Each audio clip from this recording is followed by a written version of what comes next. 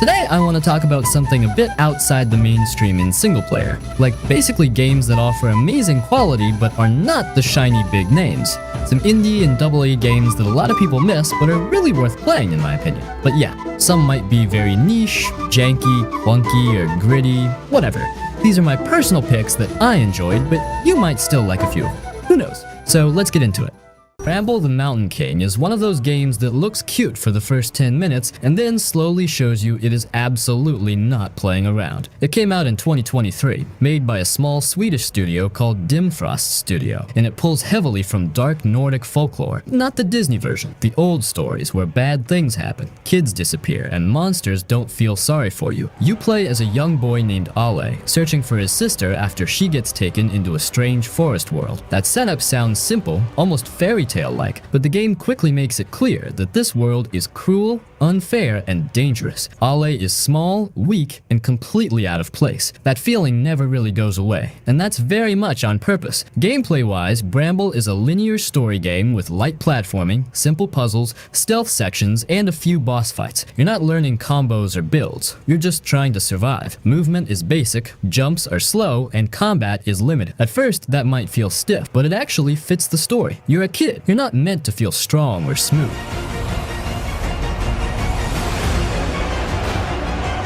What really makes Bramble stand out is how it uses scale and fear. Enemies are often huge compared to you. Bosses feel like forces of nature instead of enemies you can outplay. When you die, it usually feels like you messed up by being careless, not because the game cheated you. You're meant to move slowly, watch patterns, and stay scared. The world design is surprisingly detailed. Forests feel thick and alive. Swamps feel heavy and rotten. Caves feel tight and uncomfortable. The game uses lighting really well, especially shadows and darkness. Sometimes you're not scared because something jumps out, but because you know something is nearby and you can't see it yet. The monsters are straight out of old Scandinavian stories. Trolls, witches, spirits, and creatures that feel wrong just by looking at them. Some designs are honestly disturbing. Not in a loud horror way, but in a quiet, this should not exist way. The game doesn't over-explain them either. They just are what they are, and that makes them feel more real.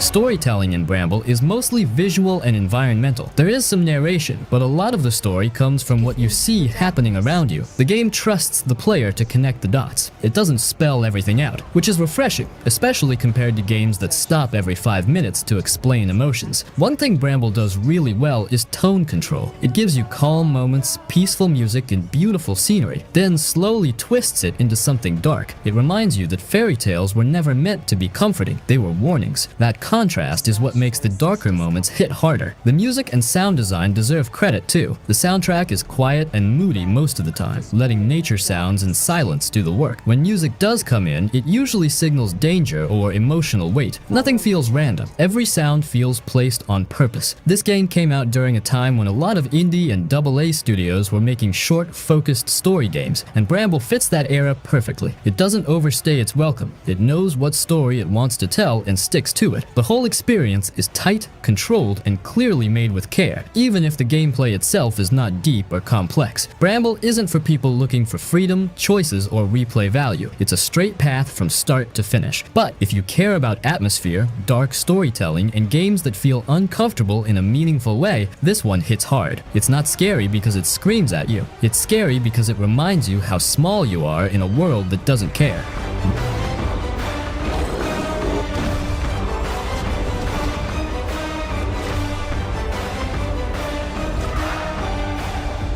Evil West is unique and, well, it mixes up cowboys with vampires in a really fun way. You play as a guy named Jesse Rentier, and he is a vampire hunter who works for a secret group that protects the Wild West from monsters. The story is pretty simple, but it is very exciting because you just go from one place to another fighting bad guys and saving the world. The gameplay is awesome. The best part about this game is the fighting. You have a big metal glove called a gauntlet that shoots electricity. You can punch vampires right in the face and watch them fly across the room. It feels really powerful when you hit them. You also have a bunch of guns, like a revolver and a rifle and a shotgun. You can mix up shooting and punching to make cool combos. There is even a flamethrower you can use to burn the monsters. One really fun thing you can do is pull enemies towards you with your electric glove and then uppercut them into the air. Then you can shoot them while they are floating. It makes you feel like a superhero. The game is not an open world where you have to walk around for hours looking for stuff. It is a straight line where you just move forward and fight, which is actually really nice because you never get lost.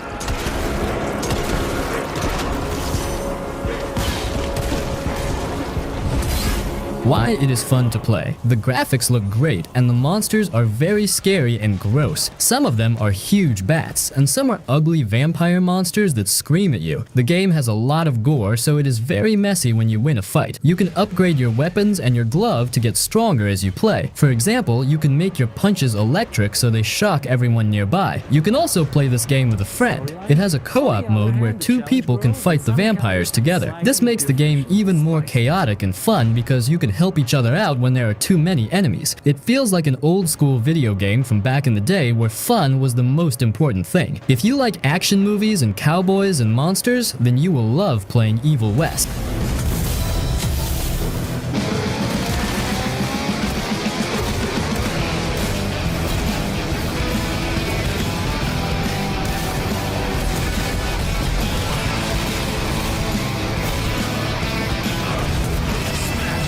Alright, quick pause before we get into the main video. If you're thinking about playing MechArena, hold up and don't download the standard version just yet.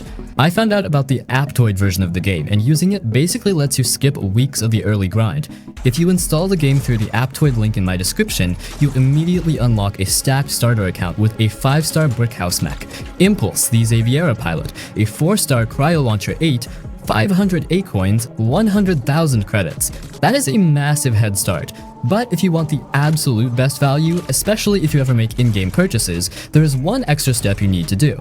Install the Aptoide wallet alongside the game and add your payment method there. Once that is set up, just go to Rewards, hit Promo Code, and drop in my code MECH. Doing that guarantees you at least 10% cashback on your MechArena purchases on top of all those exclusive starter rewards. Don't start from zero the basic way. Grab the Aptoide link down below, set up your Aptoide wallet, use code MECH, and claim your free loot. Alright, back to the video. A Plague Tale Requiem is not trying to be fun in the normal way. It is a heavy story game that follows two siblings, Amicia and Hugo, in a medieval world that feels sick and cruel. This is a sequel, and it assumes you already know these characters, which makes everything hit harder. Hugo is not just a kid with problems, he is the reason entire cities collapse. The rats are not a monster you fight once, they're a curse that follows him everywhere. Wherever these two go, things slowly fall apart. What makes this game different is how personal it feels. You are not saving the world, you are trying to delay the worst outcome for as long as possible. Amicia is tired, angry, scared, and slowly losing herself as the game goes on. You can hear it in her voice, see it in how violent she becomes. The game does not pretend she's a hero. It shows what happens when a normal person is pushed too far and has no good choices left. What's happening to me, Lucas? The gameplay is built around being weak and outnumbered. You do not run in and fight groups head on. You hide, you plan, and you use tools to control space. Light matters because rats fear it. Fire matters because it is the only thing that keeps death away. Your sling is not a power fantasy weapon. It is a desperate tool. You craft ammo, break armor, blind enemies, and sometimes you just run because that is all you can do. Combat feels messy and stressful on purpose, which fits the story. One of the most impressive things is how the rats work. They are not just a visual effect. They move like a living ocean, reacting to sound, light, and fire in real time. Entire areas become puzzles, built around managing darkness and safety. You are constantly thinking about where you can stand without dying. It creates tension without needing jump scares or cheap tricks. The world itself is grounded in a twisted version of real history. The plague, religious fear, and blind faith all play a role. People see Hugo as a miracle or a demon depending on what they need to believe. Towns feel desperate, soldiers feel cruel, and nobody feels clean or safe. The game takes its time showing quiet moments too, which makes the violent parts hit harder. Requiem stands out because it commits fully to its tone. It is slow, uncomfortable, and emotional, and it never backs away from that. The voice acting is raw, the animation sells every breakdown, and the ending does not try to make you feel good. If you care about strong characters, serious storytelling, and a game that treats its story with respect, this is one of the best recent AA story games out there. They're close to the wall. I'm asleep. I'm sorry for everything. Kill that girl! Blueprints, because it is the kind of game that completely takes over your brain. It's not a secret anymore. This thing came out from solo developer Tonder Ross, working under the studio Dogu Bomb after a crazy 8-year development, and it immediately became one of the most talked about indie puzzle games of the year. If you like games that force you to take notes, draw maps, and think like a detective, this is your jam. The whole premise is that you, playing as Simon P. Jones, have been willed a mysterious mansion called Mount Holly Estate by your great-uncle Herbert S. Sinclair. But there's a huge catch. You only get the inheritance if you can locate the elusive Room 46. The house is built on a sort of impossible architecture that shifts constantly, and this is where the genius of the game lies, borrowing ideas from tabletop drafting games and classic puzzle books. This game is a roguelite, which means you're going through constant runs, but every run is actually called a day. You start each day in the entrance hall with a few resources and a certain number of steps, literally how many rooms you can enter before you have to call it a night and reset. When you open a door, you're given a choice of up to 3 blueprints, and each blueprint is a different room you can add to the mansion's current layout. The map is blank until you draft it. This isn't random generation in the normal sense. The rooms themselves are hand-designed, but you decide the order and connection of the map every single time. A world of dreams. What you're really doing is managing a limited number of resources and prioritizing what you need. You might need to draft a puzzle room to solve a lock, or a resource room to gain more gems or energy to keep your run going, or perhaps a room with an important clue about the mansion's unsettling history. What you learn on one run, like a safe code hidden in a specific room's description, you keep forever, and that permanent knowledge is what allows you to make deeper progress in future runs. It is that perfect blend of frustrating short-term failure and satisfying long-term progression that defines the best roguelites. The atmosphere is incredible too. It's a first-person experience where you are alone in this huge, silent, eerie place, and the focus is entirely on the environment and the text clues left behind. The story involves the disappearance of a local children's book author, political intrigue, and deep family secrets, and the only way to unravel it is to pay attention to every single detail in every single room you draft. The fact that the entire house is literally built by your decisions makes it one of the most unique and highly rated indie games in a long time. It's a game that respects your intelligence, and if you're up for a complex mystery, this is easily one of the best out there. From the 46th room of my 45-room estate.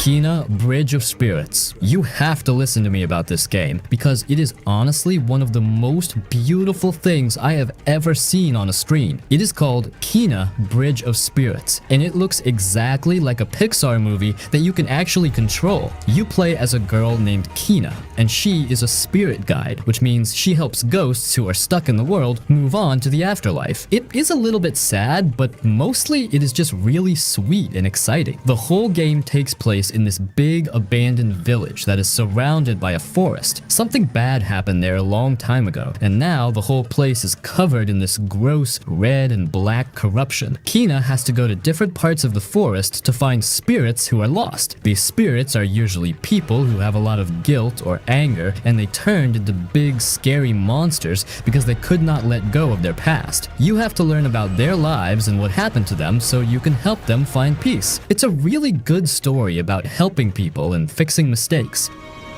It's okay. You have to go now.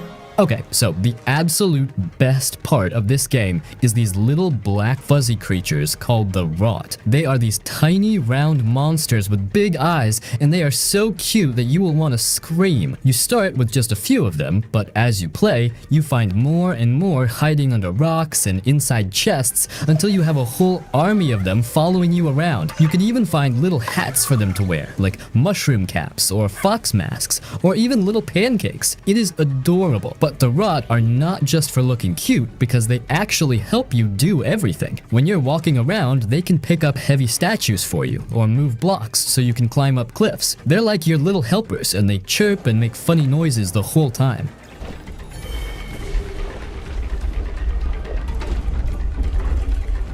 You might think this game is easy because it looks like a cartoon, but the fighting is actually pretty tough. Kina has a big wooden staff that she uses to whack enemies. You can do light hits and heavy hits, and you also have a blue bubble shield to block attacks. Later on, you get really cool powers like turning your staff into a magic bow and arrow, or using it to throw spirit bombs that blow up the bad guys. The Rot help you fight too. You can tell them to swarm a monster to distract it so you can hit it from behind. You can also use them to make a giant spirit hammer or a super powerful arrow. The boss fights are really intense, and you have to be fast and smart to win. It feels so good when you finally beat a huge boss and turn them back into a peaceful spirit. You need to play this game because it just feels good to be in that world. The music is amazing and sounds like something from a movie. The forest is bright and green, and when you clear the corruption, everything turns beautiful again. It's a mix of exploring and solving puzzles and fighting monsters.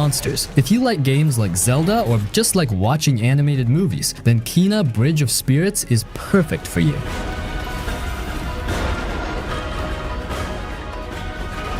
land can be weird, but you cannot stay here, Spirit.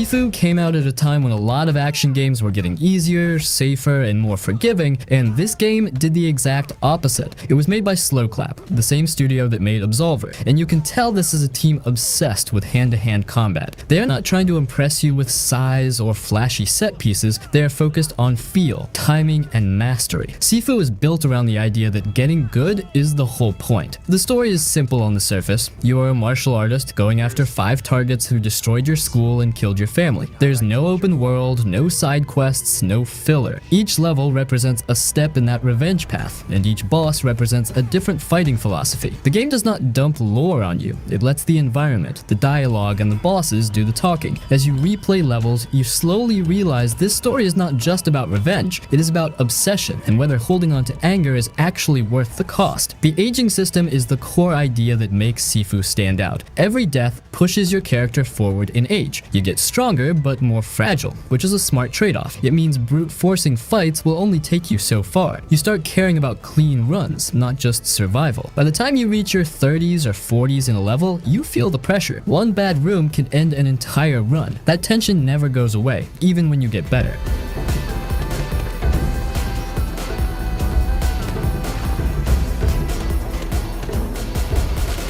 Combat is where Sifu separates itself from almost everything else. This is not a button masher, and it is not trying to be cinematic. You are constantly managing structure, spacing, and enemy behavior. Dodging at the right angle matters more than mashing block. Enemies do not politely take turns, and group fights are where most players hit a wall. You are forced to control crowds, use the environment, and stay aware of everything happening around you. When the system clicks, fights flow in a way that feels smooth and controlled, almost like choreography. The level design supports this idea of mastery. You replay the same stages many times, but they never feel boring because you are the one changing, not the level. Shortcuts unlock, routes become faster, and rooms that once destroyed you turn into clean, efficient runs. The game respects repetition and assumes you are willing to learn, which is rare now. Visually, Sifu goes for a stylized look that ages well. It does not chase realism. The lighting, colors, and animations are clean and intentional. The martial arts animations are especially strong. You can tell Slowclap studied real movement. Hits feel grounded, not floaty, and enemy reactions sell every punch. Sifu fits into this modern wave of smaller studios making tight, focused games instead of bloated ones. It doesn't waste your time, but it demands your attention. By the end, the game feels less like something you beat and more like something you trained for. If you care about skill-based combat, clean design, and games that trust the player to improve, Sifu is one of the best examples of that philosophy in recent years.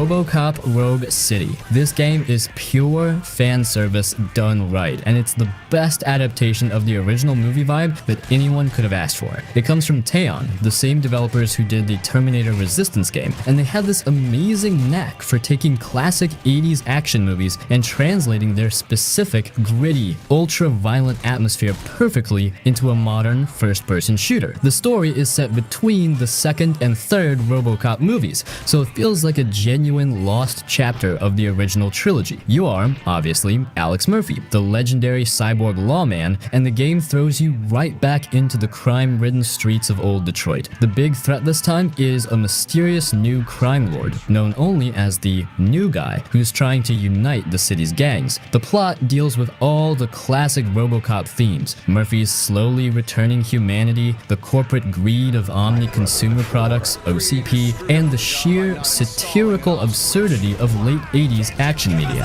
Freaking right! Every gang in the city's out to pay back. You got the money, we got the power. What makes this game so damn satisfying is the gameplay. This is not a fast, twitchy shooter. You are playing as a 600-pound walking tank, and the game makes you feel that weight and power. Robocop moves slowly, deliberately, and with an unstoppable momentum. When you draw your iconic Auto 9 pistol, it feels incredibly powerful and precise. You don't take cover, you are the cover. You can walk through walls, kick thugs across the room, and even use your environment, like grabbing a filing cabinet or an explosive barrel and throwing it right through a gang of enemies. It is supremely brutal and incredibly fun. The level design is fantastic because it's not all just shooting. You get to engage in detective work too. As Robocop, you have to investigate crime scenes using your internal vision modes, gather evidence, and talk to witnesses and victims. This is where the light RPG elements come in. You gain experience and spend skill points on things like deduction to solve cases faster, combat to increase your damage, or even psychology to navigate the complex,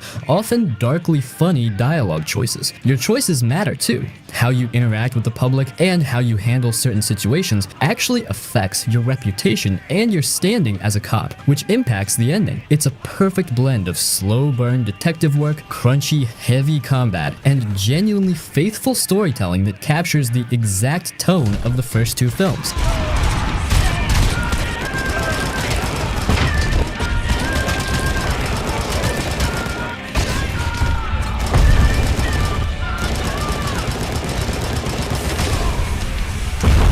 Hi-Fi Rush is one of those games that shouldn't exist the way it does, and that's part of what makes it so interesting. It released back in January 2023 on Xbox and PC, and later came to PlayStation in March 2024, but people are still talking about it because it's one of those rare games that actually mixes two things you don't usually see together, rhythm and action combat, and makes both feel meaningful, not just gimmicky. The game was made by Tango Gameworks, the same folks who made The Evil Within and Ghostwire Tokyo. Those games were always about tension, horror, or big environments with weird enemies. Hi-Fi Rush feels like they threw that whole vibe out the window and decided to make something lighter, louder, and just plain fun. Honestly, it feels like the team just said, what if we made a game that feels like a music video and a beat-em-up had a baby, and then actually pulled it off? You play as Chai, who starts off as this goofy, up-and-coming rock musician who just can't catch a break. He gets pulled into this corporate experiment where a music player gets physically fused to his chest, like it becomes part of him, and suddenly the whole world around him starts moving to the beat of that music. That is the entire gag of the game, and it works because the combat, enemy movement, hazards, and almost everything in the world actually sync up with your soundtrack. If you time your hits to the rhythm, things feel good. If you don't, attacks still land, but it doesn't feel as satisfying. It's weirdly intuitive once you get into the flow.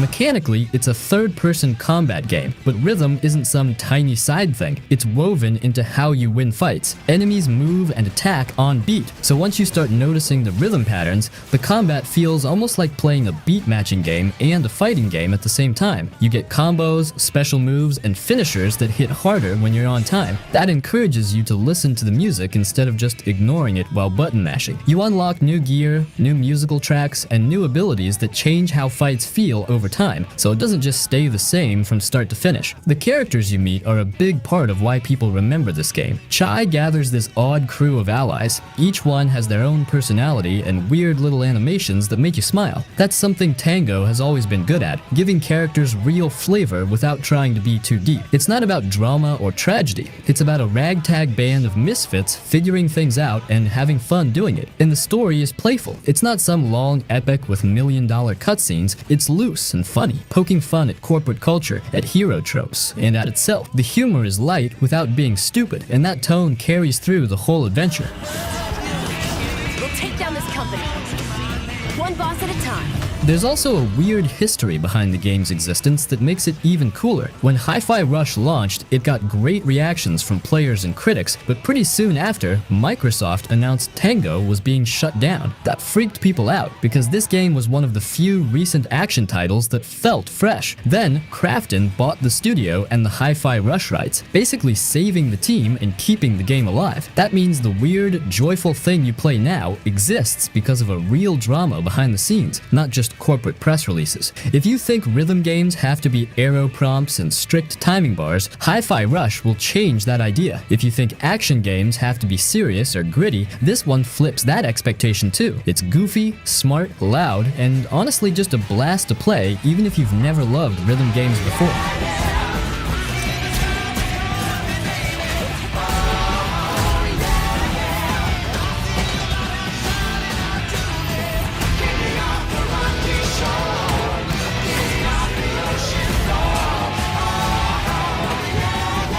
The Alters is one of those survival games that feels weird but in a good way. Like someone took your normal base builder formula, added sci-fi weirdness, and then asked the question, what if your own alternate selves had to help you stay alive? And actually committed to it. It came out on June 13th, 2025 for PS5, Xbox Series X and S, and PC, and was developed by 11-bit studios, the same people behind This War of Mine and Frostpunk. So you already know they like mixing survival mechanics with deeper emotional and philosophical ideas. You play as Jan Dulski, a miner and engineer whose expedition crashes on a harsh alien world where the sun's radiation will kill you if you don't keep moving and protect it. On the surface, it sounds like a typical survival loop. Gather resources, build and expand your base, manage food and parts, but the twist is that you can create versions of yourself called alters using this strange element called rapidium. These aren't just robot helpers or generic clones. Each alter represents a different path Jan's life could have taken, shaped by choices he actually might have made in another universe, and each one comes with its own personality, skills, fears, and emotional weight. The first time you see it in action, it's kind of unsettling in a cool way. You're literally facing different versions of Jan who disagree with each other, get scared, or have opinions about what you should do next. That makes the whole survival loop feel alive instead of just numbers on a screen. Some may be great engineers, others great at mining or building, and others good at research. You're constantly juggling resources and deciding who to create, who to send where, and who's emotionally stable enough to handle another day in the wheel of this rolling base.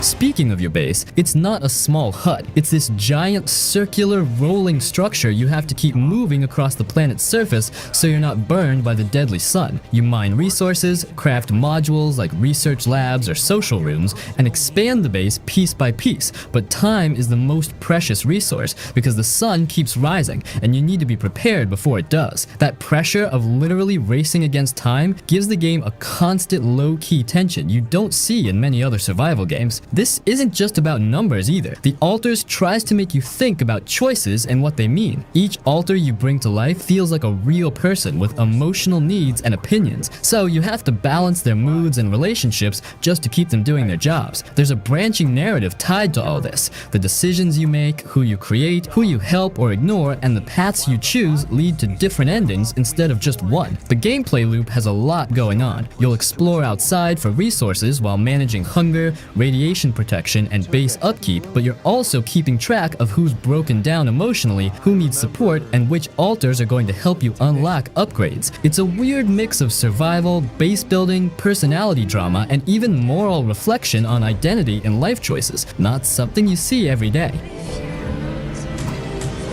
Still making it about yourself. Just look at us.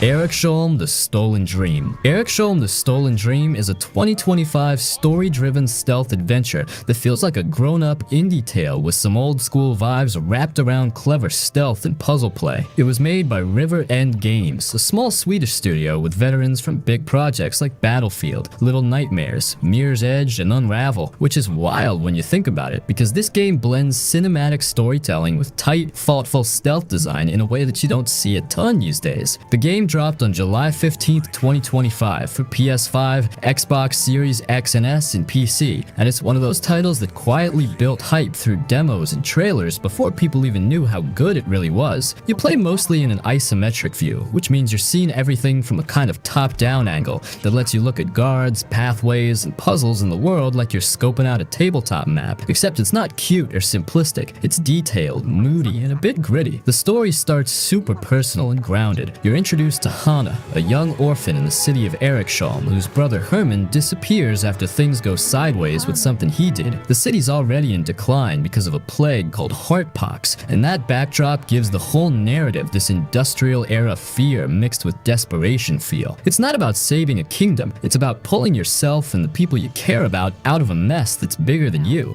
You and your brother. You said you're done with this, it's too dangerous, not what you wanted. That's actually why I'm here. Gameplay is rooted in stealth and strategy, but it's not just hide forever stealth. You're constantly moving through levels where guards patrol, paths wind, and every corner could have a secret or a danger. If someone spots you, it resets you to just before detection, so it rewards patience and pattern reading more than just brute force. You don't have guns or magic, you use shadows, timing, and your wits. That sense of tension actually makes encounters matter, even if the game isn't trying to be super hardcore. Pretty early on, the game expands the cast. After playing as Hannah for a while, you unlock two more characters, Alva and Sebastian, and each of them brings a new way of moving and solving problems. Hannah can squeeze through vents, Alva climbs drain pipes, and Sebastian can swim. Once all three are unlocked, you can switch between them on the fly to solve objectives in different ways, which feels smart because it opens up multiple paths through the same level. It stops the stealth from feeling linear and puts a bit more strategy back in your hands. The city of Eriksholm itself is inspired by early 20th century Scandinavian architecture. Think Nordic streets, industrial neighborhoods, cramped residential areas, and that setting really becomes a character in its own right. The visuals are crisp, the lighting and details pop thanks to Unreal Engine 5, and there's a real sense of place, even if the levels are on rails compared to some big open worlds.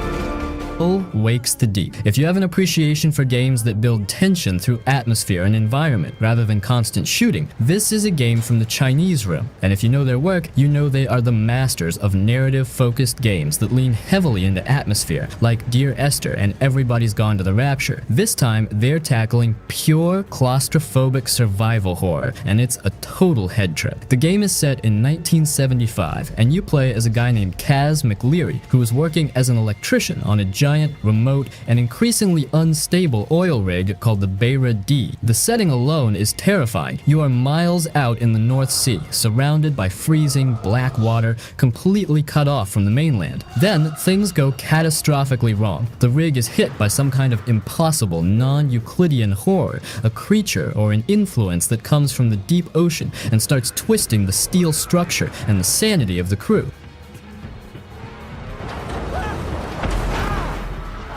The unique terror of this game is that you have absolutely no way to fight back. This is not a combat game. Your only options are to survive, run, hide, and observe the terrifying collapse of your world. You spend the entire game navigating the labyrinthian, tight, and twisting corridors of the oil rig. You're crawling through maintenance ducts, shimmying along narrow catwalks suspended over the crashing waves, and swimming through flooded sections where the oxygen is running out. The environment itself is your enemy just as much as whatever monstrous thing is stalking the halls. The brilliance of the Chinese room's approach is how human and raw the story is. Kaz is just a regular guy, not some super soldier, and he's dealing with immense stress and fear. The voice acting is outstanding, delivered in strong Scottish and regional accents, which grounds the whole terrifying experience in a very real, relatable crew dynamic. You are constantly hearing the shouts and screams of your crewmates over the crackling radio, and you see the horrible things happening to them, but you can do nothing but try to save yourself and perhaps a few others. If you love games that use sound design, tight spaces, and a deep, character-driven story to generate genuine, paralyzing fear, then Still Wakes the Deep is a perfect example of modern, high-quality psychological horror.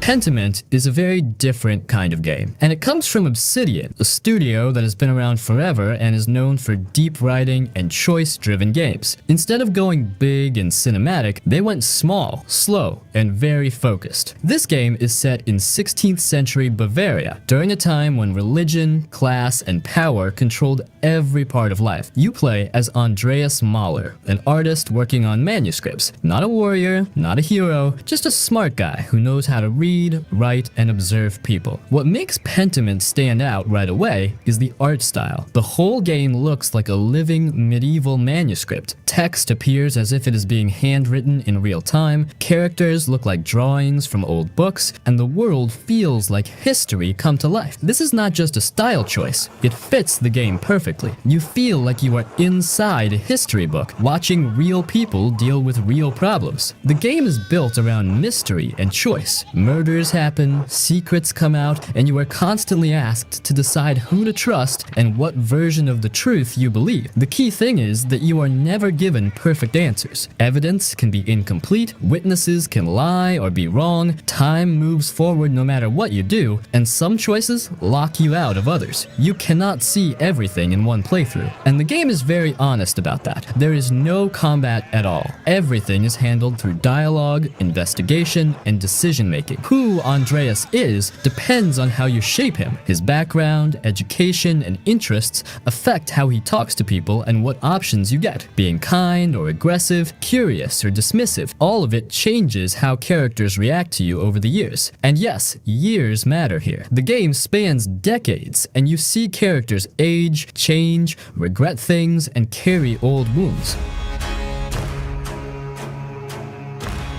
What Pentiment does really well is show how class and power work. Peasants, monks, nobles, and outsiders all live in the same town, but they live very different lives. The game never lectures you, it just shows how unfair things are and lets you sit with it. Some choices feel wrong no matter what you do, and the game does not try to comfort you. Pentiment came out in an era where most games chase action and speed, so this feels almost rebellious. It trusts the player to slow down, read, and think. The writing is sharp, the characters feel human, and the consequences stick. This is not a game you play for thrills. You play it because you want something thoughtful and mature. If you are tired of bloated open worlds and endless combat, Pentiment feels like a breath of fresh air. It proves that a game can be quiet, smart, and deeply engaging without explosions or boss fights. It is one of the most unique AA games of recent years, and nothing else really feels like it.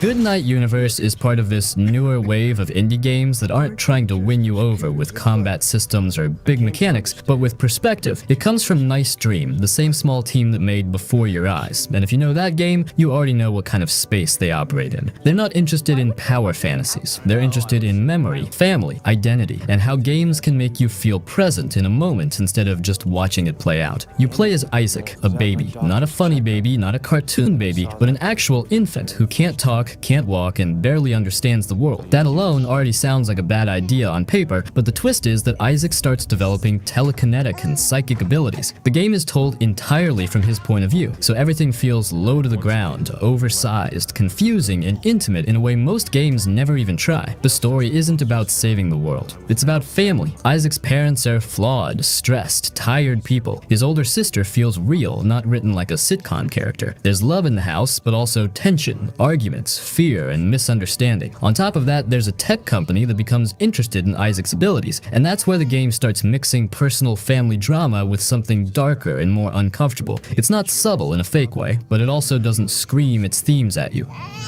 Not even playing with my powers. Not even looking at Gilbert. What really makes Goodnight Universe stand out is how you interact with it. Like Before Your Eyes, the game uses camera and face tracking if you want. Your eyes, your head movements, even your expressions can control things. You look at objects to move them. You focus your gaze to activate powers. Sometimes just looking at something for too long changes what happens. And the important part is that this isn't just a gimmick slapped on top. It actually fits the idea of being a baby, where your main way of interacting with the world is attention, not action. You're not pressing buttons to swing swords. You're paying attention. You're observing, you're reacting, and that changes how the pacing feels. The game forces you to slow down. If you try to rush it, it doesn't really work. It's designed around moments, not systems. From a design point of view, this is very much a narrative-first game, but it's smarter than most walking simulators. There are puzzles, light exploration, and moments where your powers grow and change how you interact with rooms and people. It never turns into an action game, and it doesn't want to. The tension comes from emotional stakes, not enemies. When they walk in that door, you're not going to yell. When they walk in that door, I am not going to yell. You need to explain yourself to me right goddamn now! Visually, the game keeps things grounded. It's not flashy. The environments feel lived in. Messy rooms, toys on the floor, dim lighting at night, quiet moments where nothing happens except breathing and background noise. Sound design does a lot of heavy lifting here. You hear muffled voices, distant arguments, household sounds, and it all adds to that feeling of being small in a big world you don't fully understand yet. What's interesting is how this game fits into the current indie scene. We're seeing more studios explore perspective-based storytelling, where the mechanics exist mainly to reinforce how the story feels. Goodnight Universe sits right alongside games like Pentiment or The Altars in that sense. Very different genres, but the same mindset. Use the medium properly. Do something that only games can do. Reception-wise, people who bounce off slow narrative games probably won't love this, and that's fine. This isn't trying to convert action fans, but for players who enjoy story-driven experiences that trust the audience to sit with uncomfortable emotions, Goodnight Universe lands hard. A lot of players talk about finishing it and just sitting there for a bit, not because of shock value, but because it feels personal in a quiet way. At the end of the day, Goodnight Universe isn't here to impress you, it's here to connect with you. It's one of those games where the mechanics disappear after a while and you're just inside the experience. No big set pieces, no forced drama, just a strange, intimate story told from a perspective games almost never use, made by a studio that clearly understands why interactivity matters. They will take care of you. What the hell? And then, when you're ready, they will get you home. Tunic on the surface looks like a cute little adventure game with a fox and a sword, almost like an old-school Zelda throwback. That is exactly why it catches people off guard. This game slowly reveals itself to be a proper Souls-like, just hidden under a soft art style and a ton of clever design tricks. Tunic was made by a very small team, led mainly by Andrew Schuldeis, and it took years to come together. You can feel that long development time and how carefully everything is placed. This came out during a time when indie devs were getting really experimental, not just with gameplay, but how information is given to the player. Tunic is a perfect example of that mindset. Combat is simple, but dangerous. You have stamina, dodges, shields, and precise timing. Enemies hit harder than you expect, and early on, the game does not explain much at all. You die fast if you get careless. Boss fights especially lean into Souls-style pressure, forcing you to learn attack patterns and manage stamina instead of just swinging wildly.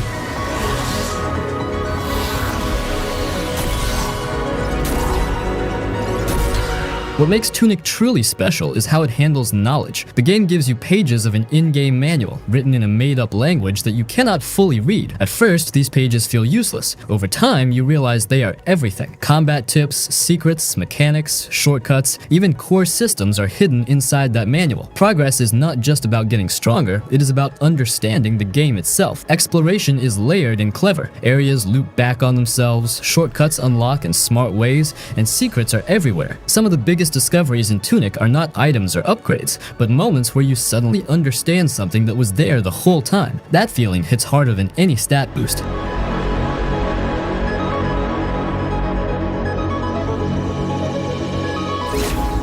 The atmosphere is quiet and mysterious. Music is subtle, the world feels ancient and abandoned, and there's a constant sense that you are missing something important. That feeling is intentional. Tunic wants you to feel confused, lost, and curious, and it rewards players who pay attention and think things through. What really separates Tunic from other Souls-likes is how it blends challenge with discovery. It's not just testing your reflexes, it's testing your awareness. The game trusts the player in a way most modern games do not. It doesn't point arrows or spell things out. It lets you fail, learn, and slowly piece everything together. Tunic is not loud or flashy, and it doesn't rely on shock value. It's calm, smart, and quietly brutal. Beneath the cute fox and soft colors is a deeply serious game that understands what makes Souls-like design work. It's one of the best examples of how far the genre can stretch while still feeling true to its roots.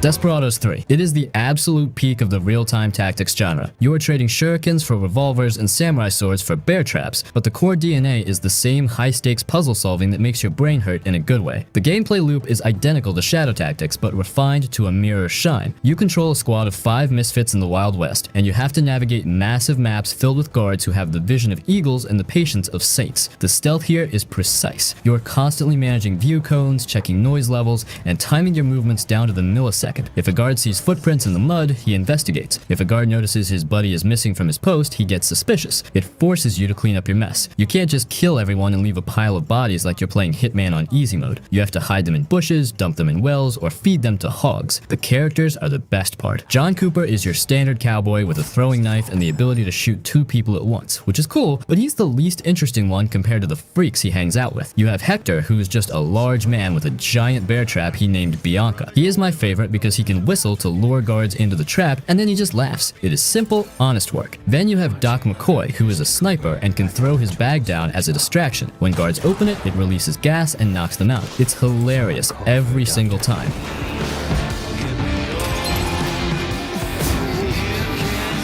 But the real game changer is Isabel. She introduces voodoo magic into a cowboy game, and it completely breaks the reality of the situation. She can link 2 enemies together so that whatever happens to one happens to the other. If you stab one guy, the other guy 50 feet away just drops dead. It opens up so many possibilities for clearing rooms. You can link a guard to a chicken and then kill the chicken. It's brutal, it's weird, and it is incredibly fun to experiment with. She can also mind control guards to make them do your dirty work, which feels like cheating, but in the best way.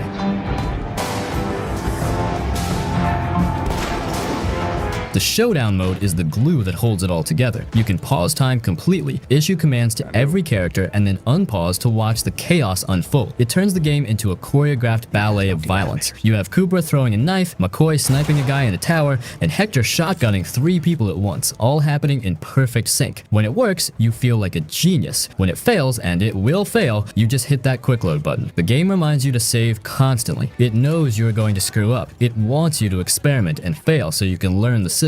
The level design is spectacular. The maps are huge and full of environmental kills. You can drop church bells on people, push rocks onto them, or rig a dynamited wall to explode. The train level is a standout where the environment is moving and you have to work around the geometry of the train cars. The banter between the characters is also surprisingly good. They actually feel like a team that grows to respect each other, not just a random assortment of units. It is a difficult game. It will kick your teeth in if you try to rush, but it is fair. Every time you die, you know exactly why. It's because you got greedy or you didn't see the one guard on the balcony. Desperados 3 is a masterpiece that proves this genre is alive and well. It is a must-play.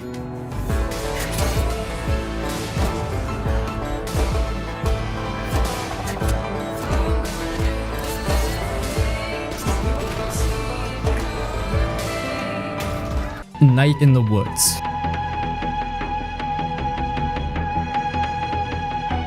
So here's the deal. You play as May, this college dropout cat. Yeah, everyone's an animal, but they talk and act like real people. May comes back to her small hometown called Possum Springs, and everything feels weird. Like stuff's changed, but also kind of stayed the same. It's that weird small town energy where nothing ever really moves forward. You walk around, talk to your old friends, hang out, kill time, but there's this low-key sadness to it all. May's not okay and she knows it, but she's not sure what to do. Her friends are all dealing with their own stuff too.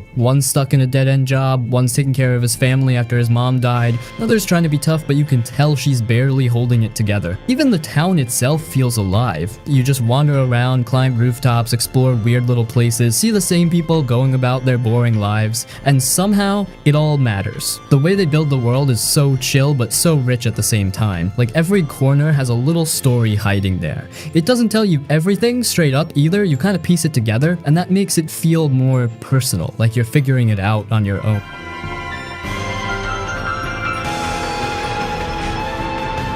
And yeah, there's a mystery going on too, like weird stuff starts happening, people going missing, strange figures in the woods, but honestly even that part kind of takes a backseat to just living. That's what the game's about, really. Just being alive and trying to make sense of it. Sometimes that's scary, sometimes it's boring, sometimes it's kind of funny. It's hard to explain, but Night in the Woods feels like hanging out inside someone's head. A little messy and kind of dark. So honestly, I really recommend you guys to check this game out for yourself. It's one of the most unique games out there.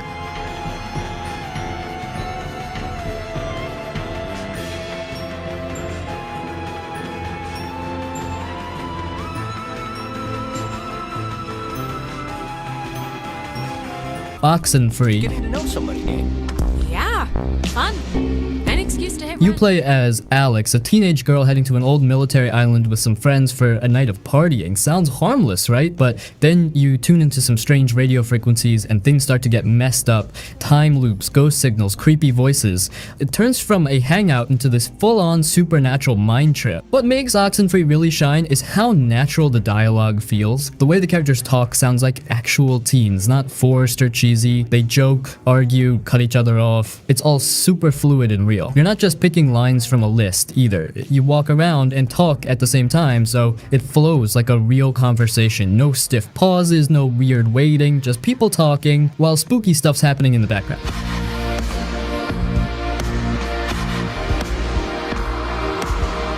The gameplay isn't about fighting or puzzles, it's about exploring, choosing what to say, and slowly uncovering this freaky hidden story behind the island. Your choices actually matter too. Relationships shift, people remember things differently, and you can get a bunch of different endings depending on how you handle stuff. It's subtle, but it hits emotionally, especially if you play through more than once. To stations that don't exist.